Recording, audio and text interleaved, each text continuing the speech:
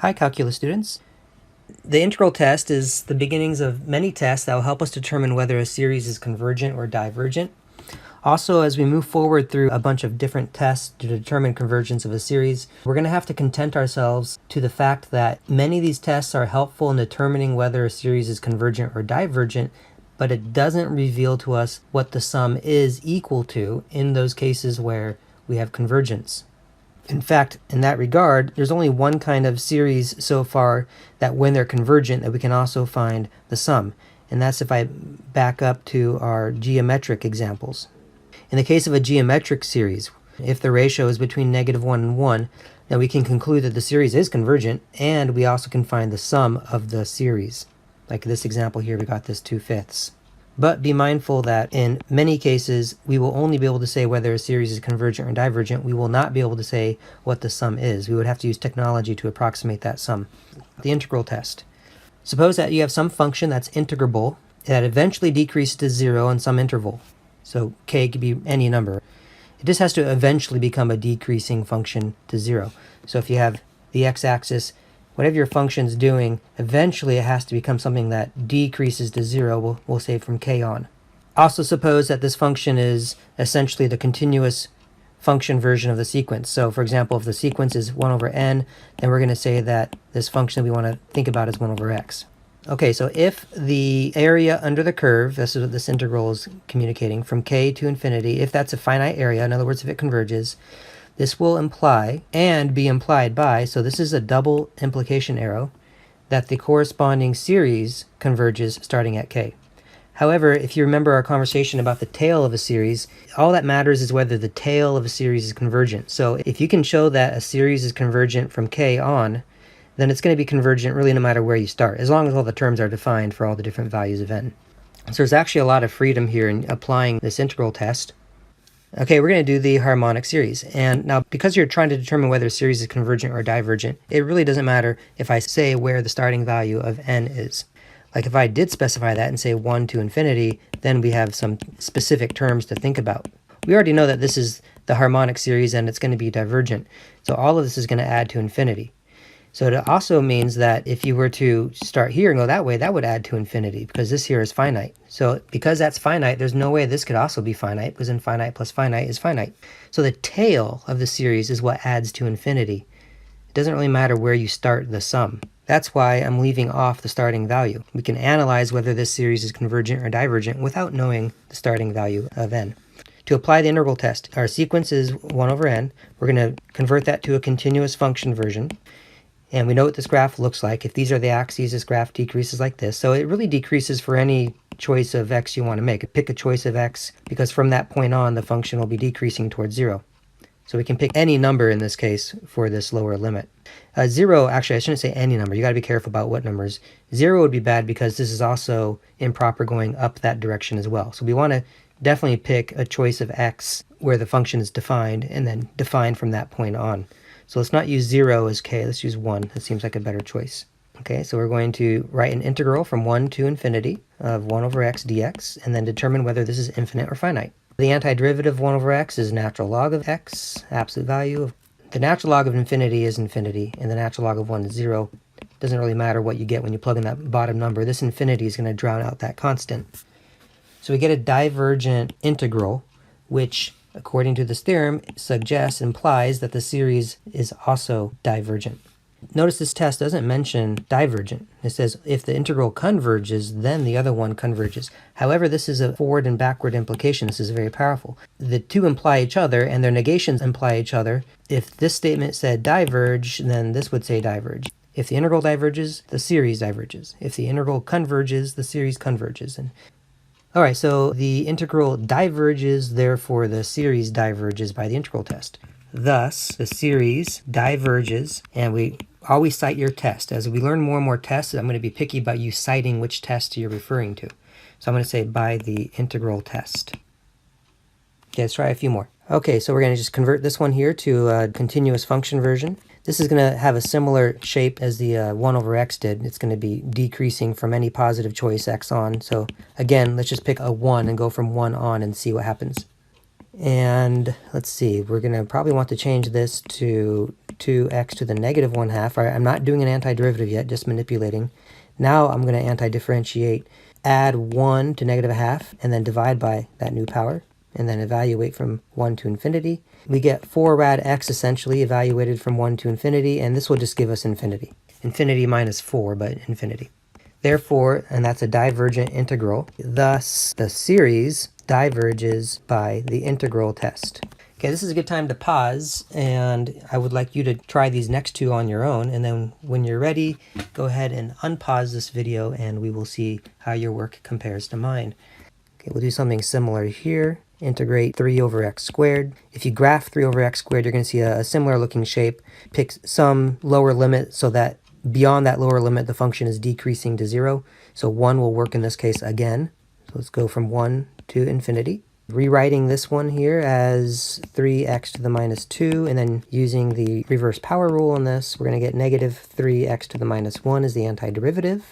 And let me actually rewrite this just as negative 3 over x. And when you plug infinity into this, right, this denominator is going to grow to infinity, so that's going to shrink to 0. Minus, and then plug in the 1, you get negative 3. Now we get 3 out of this work. So the amount of area underneath this curve from 1 to infinity is 3.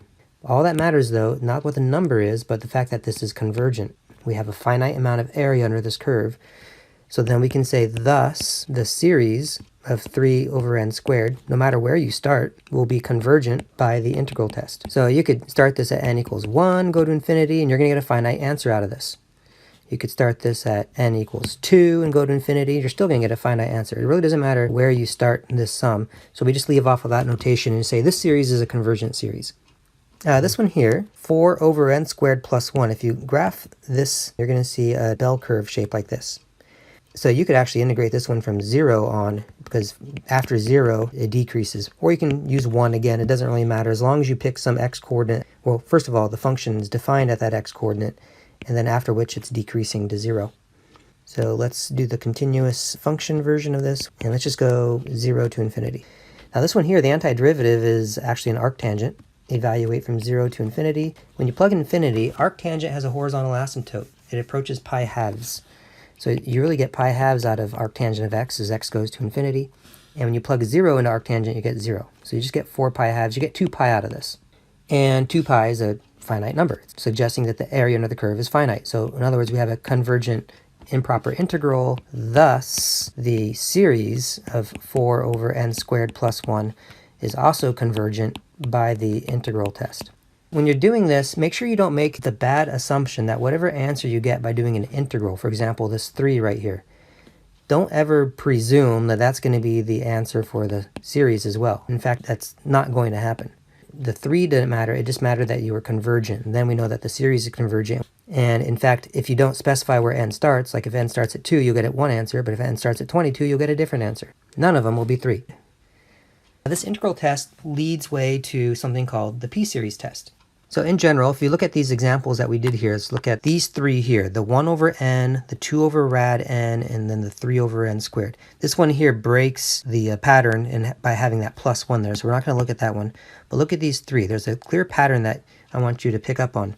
Let's look at the integral right here. Whenever we integrated 1 over x, we get natural log of x, which can't handle infinity. When we had x to the 1/2 down here in the denominator, and then it was a negative 1/2 by the time it got moved up there. We did an antiderivative, it went to positive, and that keeps the x up in the numerator, and then that leads to having an infinity when you plug infinity into that. But in this case here, the power on n started to get large enough to start to create convergence. So x squared becomes x to the minus 2, and when you anti-differentiate that, when you add 1 to that, then power stayed negative. Because negative 2 plus 1 is still negative, which pushed the x back down to the denominator, taming the infinity, giving a finite answer back. All right, it turns out that that cutoff, when you have something of this structure, some sort of constant over x to some power, that cutoff for convergence is when that power down there is more than 1. So the improper integral from k to infinity of a constant over x to the p will be convergent if and only if is a double arrow as well, if and only if p is more than 1. Thus, by the integral test, the corresponding series from n equals k, and again, it really won't matter where you start. We're just putting k there as a formality. From k to infinity of a over n to the p will be convergent if and only if this p down here is more than 1. Right, so if you look back at these ones here, in this case, p was 1, right? There's an implied 1 power on that n. In this case, this is n to the 1/2, so p is a 1/2. And in this case, the p is a 2. What this theorem is suggesting is that if p is more than 1, we'll get convergent. If it's 1 or less, it'll be divergent. Here it was more than 1, and we had convergent. Here it was less than 1, we had divergent. And here it was 1, we had divergent. And then, of course, you have to be careful not to invoke this p-series test when you have something that's not technically a p-series, right? That plus 1 is no longer of this basic form of a constant over n to a power. But if your series is of this very basic form, a over n to the p, and it doesn't really matter where n starts, this will always be a convergent series if and only if that p is greater than 1. So this becomes a test that you're allowed to cite moving forward. You don't need to necessarily integrate these things any longer. So here you would say, okay, there's an implied 1 here. This is that p is equal to 1. Notice I left off the starting value of n because that doesn't matter. P is 1, thus series, make sure you say series and don't say it. I don't like the phrase it here because sometimes people are thinking 1 over n is a convergent sequence and they're thinking about that and not thinking about the series, and that's a problem. So your language helps better reveal hopefully what you're thinking. Hopefully you're not writing the word series but thinking about a sequence in your head. That would be unfortunate because then I would have no way to determine what you're truly imagining. But it's different to think about a sequence converging than it is to think about a series converging. So this series diverges by, and you could say the p-test. In this case here, the p is a 1/2. It doesn't matter what the constant is up there, that it could be any constant. And 1/2 is still, it's not big enough. And so the series diverges by the p-test. In this case here, you can think of the 3/4 as the constant that's up top. In other words, think of it, this way. There's this 3/4 over n squared. So we still have this basic structure of a constant over a power of n. Here we'd see that the p is a 2, and that's large enough.